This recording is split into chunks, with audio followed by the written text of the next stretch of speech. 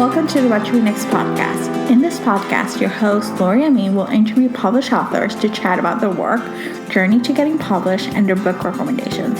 If you share a passion for books and always looking for your next read, then join us. Hi, Wendy. Welcome to the What to Read Next podcast.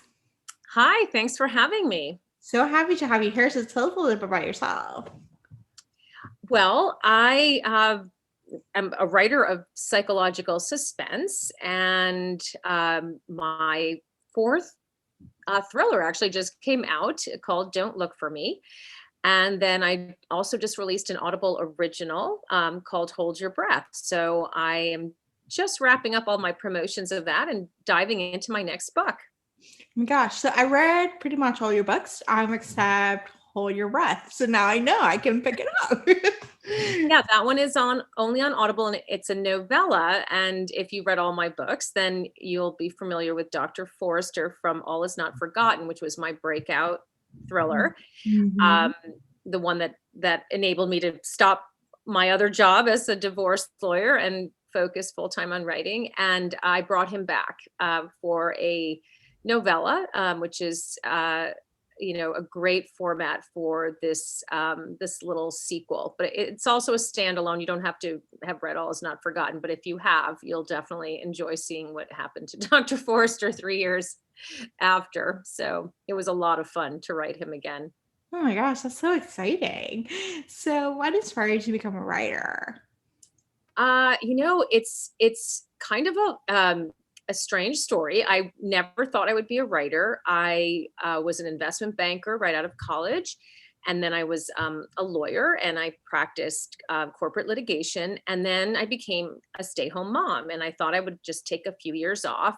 Mm-hmm. But then within the first, 6 months of sitting on the floor playing with toys and, really having nothing of my own that was moving forward. And I could just feel this sense of something missing. And so it was the first time in my life that I gave myself permission to try something that didn't have an established path to success. And I had always been very, very practical. I come from a practical family.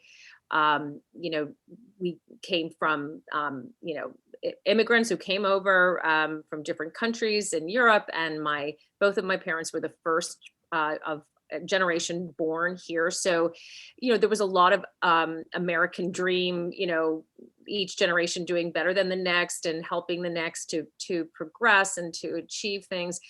And, that's a very practical way, right, of going about life. And so it never occurred to me to do something that was risky, right, that you could spend 20 years trying to be an artist or a writer and have no security or financial success. So this was the first time I had that opportunity to try something that was uncertain, and writing is what came into my head. So I must have had the desire to do it all along. Mm-hmm. And when I had that break in my sort of, ambitious schedule of work, that's what I did.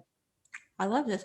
And so did you always want to write thrillers, or was it something that you just, you got inspired, the story inspired you to start writing within that niche? Well, I actually started writing just general fiction about the world around me. So I became very interested in suburban culture and, what happens when women give up their sort of high-powered careers and focus on family life and become economically dependent. So I wrote these. They weren't really sort of funny chick lit stories. They were more just fiction stories about women's lives in suburbia. And they got published, but they didn't sell well enough for me to not do something financially, lucrative. So I went back to practicing divorce law after all three of my kids were in school full time. Mm-hmm. And that was the work I found out in suburbia. Was after 14 years of not practicing law, I sort of reinvented myself by volunteering at legal services and then getting a job in family law. So I did that for 5 years, but I kept writing. And I was sort of at the end of my rope. I had a new agent, and I'd written a whole other novel and screenplays, and nothing was sort of breaking through and breaking me out. the universe of writing.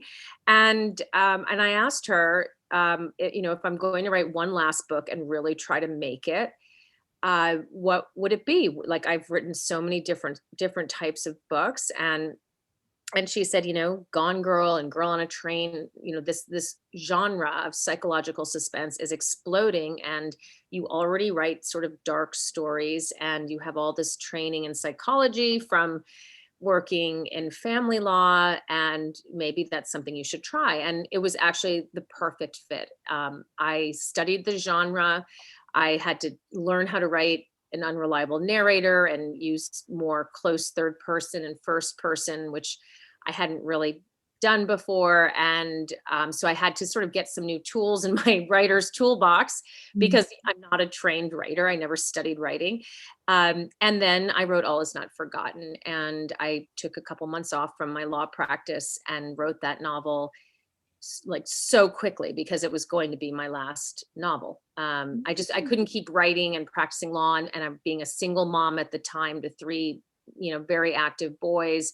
Like, something had to give. And so it was the perfect combination of my skill set, my knowledge that I had acquired over many years, and a genre that was exploding. So right place, right time. What do they say about success? Is that it's when an opportunity meets being prepared, or something like that. That's basically what happened. I was prepared, and the opportunity was there, and I was able to sort of catch that wave. And and I love it. I would never go back to writing anything else. I absolutely love it. I was gonna say, I was like, will you go back to a different genre? But you found a niche enough, like a genre enough that people want to thrive into it. They're looking for your next read, and you're giving them that. So yeah. I mean, it's been a great fit for me, because it's so diverse. Even though you do need to have some elements in it that are consistent from book to book, but they're pretty broad. I mean, all of my books are standalones, and they are all extremely different in the feel of them, in the narration style, in the pacing. So hopefully they're all engaging, but they are all very different. So I feel like I have a lot of room to expand and grow. At the same time, there are certain elements that you do need to have, and certain sort of notes that you have to hit in each book. And so that does sort of, keep you in a little bit of a boxed in area, but it's a pretty big box. So. That's awesome. And so when it comes to writing a thriller, how do you come up with the diverse twists and turns? Like, this is related to, do you follow an outline, or do you see where the story leads you? Or is it just something you do write a first draft, and then you go back and like, okay, this needs to be tweaked, or this needs to yeah, it's such a good question. And I'm a big outliner, first of all. So I usually will come up with a story idea, and it can come from anywhere. So don't look for me. The idea came from a real life moment that I had, and I ended up basing the story in a town very similar to where this moment happened. And I built the plot around that, like from that first scene. And the Night was sort of just a general concept about, what's it like to sort of go missing and then come back after many years. And then I sort of came up with the ending, the twist, and then I built the entire book around the twist. So I always plot everything out, because I need a roadmap to know where I'm going. Because for me, all of the twists and turns have to be timed correctly, so that they are suspenseful and that the reader never feels blindsided by them. And you can't get that with everyone. Some readers are going to guess your ending, and some readers are going to feel blindsided. But you try to get, the largest number of readers that you can to feel like really surprised, but then really satisfied, because if they go back and look at how you laid out all of the clues, they're there. They just were, they were in different places that sort of, kept the ending hidden. So for me to do that, I have to have it all laid out. So I definitely plot it all out, and it does change. I'll come up with a new twist, or I'll come up with a new ending even, and then I'll have to go back and, rewrite parts of it and add new things. But it's always, it's always plotted out. I love this. And so let's talk about characters, because you do play a role in the story. How do you develop your characters? Did it come to you? Do you brainstorm about them beforehand? How do you realize which one's unreliable, which one is Yeah. So I guess, the first thing I try to do is figure out who is telling this story. So for example, with All Is Not Forgotten, that book was really about memory science and this concept. So that book really was born from a concept of, what if we get to the point in the progression of memory alteration where we could selectively alter certain memories or prevent certain memories from even being sort of stored in long-term memory altogether.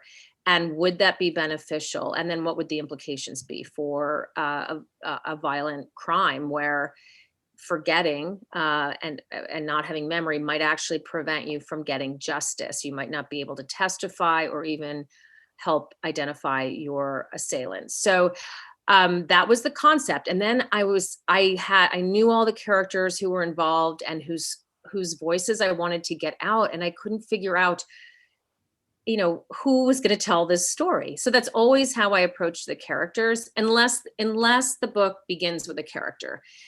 So sometimes a book will begin with a character. Like I really want to write about, a detective, or I really want to write about this girl who, has this certain personality. If it's then it's more apparent that it's a character driven from the start. But if it's more of the plot or a concept that starts the plot, then it's always who's the best person to tell the story. And then I develop those characters first. It doesn't mean there won't be other characters who are also developed throughout, but the narrators of the story are the ones that I develop first, and I decide if I'm going to write them in first person or third person, and how many there will be. So it's really I think that's one of the hardest parts when you start a book, is deciding who's going to tell it and who these characters are. And then from there, I think character development is just so important, and there's I feel like I'm always learning and hopefully getting better at it with each book. But there's a way to get across to your reader what this character is about and their personality traits without taking up too much page space. Because the thing about suspense is you want to keep the plot moving. These are not character studies. These are, plot driven, sometimes, psychological studies. But, we don't want 4 pages about what a character is wearing unless it's important to the plot. So, so I'm always looking for quick snapshots that will say in 1 or 2 sentences, 4 pages worth of information. Like, does the character order a Chardonnay or Scotch straight up? Like, to me, that says a lot about who that person is sitting at the bar and what, and what their personality might be like. So, so I always try to sketch it out in my mind, but I don't do a full. Some people will write it all out and have a spreadsheet on their characters. I don't actually do that. I kind of think about them and get to know them in my head, and then they come out on the page.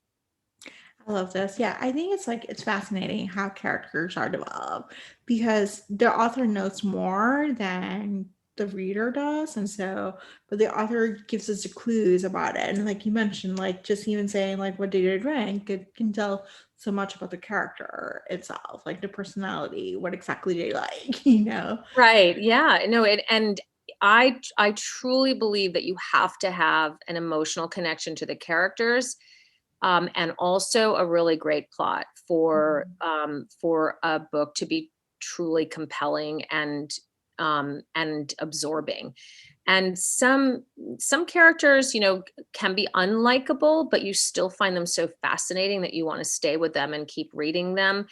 But don't look for me, actually. What I've been hearing from my readers that they love the most is that they were so deeply connected and to my characters and rooting for them, and they felt this emotional pull toward these characters and the struggle that they were going through, not just in the plot of the book itself, but in the backstory that was built into their family, which was very tragic. So, you're sort of fighting for them to get through this current situation, but you're also fighting for them to heal from the past and to move forward and to find each other again emotionally and heal as a family. So yeah, every book has its own take on the characters, but characters so important. Yeah. So talking to Don't Look for Me, I don't want to. With thrillers, I tend not to go into the plot because it's there's a lot of like surprises. That's the whole point of just reading time. Try to go blind. So, what would be a teaser for someone who's like looking to pick this book up, or just just wants to go like surprise me? Yeah. No. So no. The setup is basically Molly Clark, wife and mother, who goes to visit her son at his boarding school, and on her way home she disappears, and everyone comes to believe after a short period of time that she walked away from her life. And 2 weeks later, her daughter Nicole, who's 21, she gets a call from a woman with a new lead that brings her back to this very small, eerie town that's off a back road where her mother was last seen.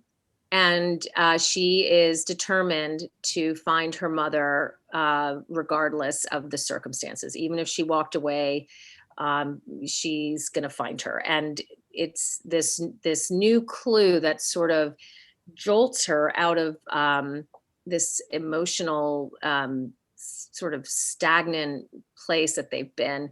And she decides she's going to fight with everything she has to find her mother. And there are 2 narrations at work, and there's a split time frame. So it's a really immersive, fast-paced read because you're with Molly. You know where Molly is. You're with her every hour, every minute of what happens to her. And then you're with Nicole starting 2 weeks later. So in every chapter, you know something that the character doesn't know, and then you find out something new and you bring that into the next chapter. So it's very immersive in that way. But the emotional pull of the story is that 5 years before Molly disappears, she lost her youngest child to a terrible accident, and she feels responsible for the accident, and she's never been able to move past it. And Nicole, who was the older sister of little Annie, also feels guilty about it. And the 2 of them have been drowning in this guilt and grief for 5 years, and their family has just been slowly dying. And that's where you meet them. And there's something about this situation of Molly being held captive and wanting to get back to her family, and Nicole desperate to find her mother, that jolts them awake and out of this guilt and grief, and they realize how much they love each other and love their family and want to get back what they had. So there's nothing, it's not a horror book. There's no violence, really. There's no sexual violence. There's no physical violence where, in what happens to Molly. It's really psychological suspense and action and emotion and all that good stuff. And it's really good. I think I was just like, I tend to be picky about thrillers, and you're one of my go-to authors Thanks. that I go to because I know what I'm gonna get is something. It's gonna be unique. It's gonna be twisty, but it's gonna be engaging. Like the book is gonna get me going. So I really love this. Like I feel like you've gotten better and better like each book. Thank you. Thank you. But I love them all. Like it's just Oh, thanks. it's great. So Yeah, I'm, I hope I'm getting better. And I listen to my readers. So I listen to what they say, and um, what they like and what they didn't like. And I try to bring that with me into the next book. I don't read all of my reviews, but I read everything on Instagram, which I think tends to be a nice place to interact with readers. And they're not just flat reviews. You get to sort of see conversations about your books and the things that people are saying, and you can comment and ask questions. And that's been really, really fun. I have to say the one nice thing that's come out of sort of the quarantining period for me is that I did step up my Instagram activity and presence to help promote the book. And it's just been like really, and also podcasts and, book bloggers. And it's really been wonderful to be able to have this like what we're having right now, a conversation about the book. So I love this. So what are you working next? Not that I'm oh my eagerly gosh. So waiting. yeah, it's been so difficult to decide what to do next. I feel as though, well, I did Hold Your Breath. I wrote over the summer, and that just came out, which was the novella. Mhm. And that was wonderful. It was so nice to go back to a character that I just love writing. And it's there when you can get into the head of a character and become that character, and it just is so seamless, the sort of transferring of the character onto the page for the reader. So what I'm working on next is something that I drafted right at the start of the pandemic, and it was a story that I was just in my head. And it's a little bit similar to All Is Not Forgotten in that it's very character driven, and it's one with one narrator. So it's we'll see. I have to see if it works, but I'm hoping that it does. I'm revising it now, and we'll see. But other than that, I have if it doesn't work and I don't like how it comes out, I have a couple other story ideas that are on the back burner that could easily be brought forward. So, but they're too early to say what they are. So, yeah. Well, that sounds exciting. Even though I understand writing the pandemic is a whole different ballgame than writing before the pandemic. I think even just working in the pandemic. So Yeah, it's interesting. There's just such a heightened level of baseline anxiety that Mhm. and writing, you have to settle into it, and you have to have a kind of confidence that the story is working, and that you should actually be spending all of this time writing 2 pages, like your entire day. Sometimes it's 2 pages or 3 pages, sometimes more, but sometimes that's all you get, and you just stare at the screen. And it's been really challenging to do that with with an already sort of high level of just baseline anxiety about life. Mhm. And I feel it. I definitely feel it. And at the beginning, it propelled me forward, and I got a draft really quickly. And then when I went to start something new, I felt paralyzed by it. And Mhm. luckily, I was able to turn to promoting, which is a different kind of energy. And you can see the results, and you can see the progress, and you're busy, busy, busy. But uh, I feel it even now, sitting down every morning. It takes just a little bit of extra mental encouragement to dive in and have and not let the anxiety get to you, because really writing, that is what to me, that's what writer's block is. It is Mhm. having all of these decisions to make about the plot, the narrator, the characters, where things are going, and being uncertain as to whether those ideas are going to resonate with readers. and that's anxiety producing. So Yeah. there's already built-in anxiety with writing, and certainly the pandemic has not helped. So Yeah. Mm. yeah. So what kind of self-care are you doing? Now I'm curious. Oh, self-care. Oh my gosh. Really exercise is pretty much it. And I had a house full of kids for a while, and now I'm down to one. So there is more time, but really, I've been exercising a lot. And hiking and running in the woods. But um, and also seeing, my little pot of friends has been absolutely crucial. Mhm. Um, I remember so distinctly the first time that we decided it was safe to meet in person after doing Zoom cocktail hours and phone calls for a couple of months, and seeing just these two friends, not hugging, not touching, being outside. This was back when we really didn't know anything, like what would keep us safe and how contagious it was. And I almost cried, like just seeing them in person. And I realized how incredibly important personal relationships are. So that has been a priority for me, making sure I see my friends that are in my sort of pod of safe, quarantine buddies, and then trying to just stay healthy. Yeah. Well, that's what we can do. Just like I think it's, keeping sane in the midst of insanity. Yeah. And like we're going through, and it goes in waves. Like right now, I feel like it's just hiding. When we went back to quarantine, I feel like I just, the past few weeks has just been like going back to quarantine. Yeah. So it's like the anxiety is like it's paralyzing, and it just like embracing it and doing the things that are gonna combat it, as best as you can. So Yeah, I think it is not easy. What's fascinating to me about it, and also the response to "Don't Look for Me" is that people are really needing that extra hook and pull to get into a book, because it's very, and I find this for myself as well.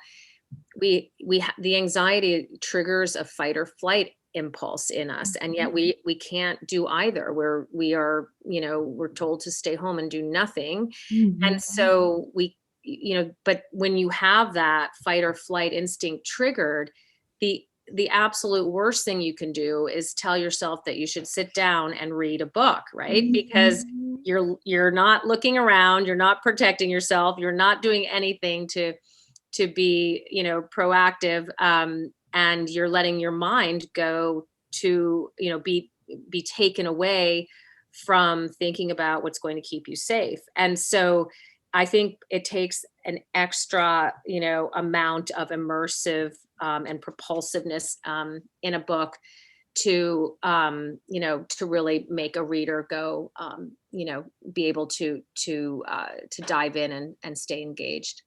yeah, so we shall see. Yeah, I know. Hopefully we're coming towards the end. So Hopefully we'll come to the end, and things are gonna change, hopefully. So we'll yeah. see. So tell us where you can find you online. Oh, yeah, definitely. So you can find me on my website, that has everything that you need to know. It's wendywalkerbooks.com.